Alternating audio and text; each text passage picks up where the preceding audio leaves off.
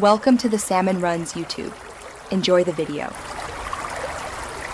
In this video, I will explain how to make an XRD graph.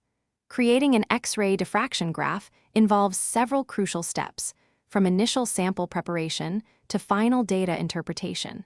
We will cover the essential techniques to ensure you obtain high-quality, reliable results.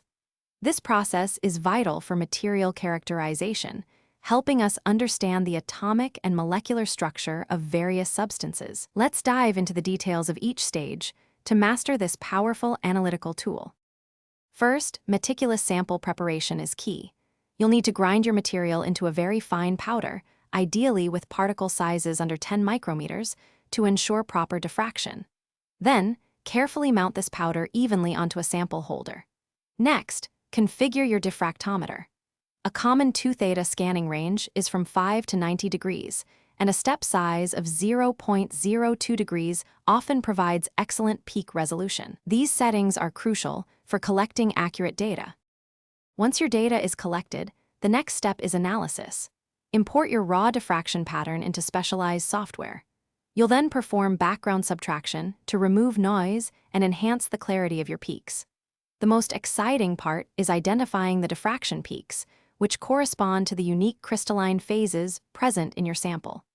By comparing these observed peaks with established crystallographic databases, you can accurately identify the materials. This step is fundamental for understanding your sample's composition.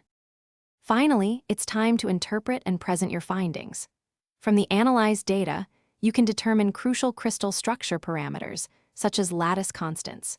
You can also calculate the average crystallite size using established methods like the Schur equation, which provides valuable insights into material properties.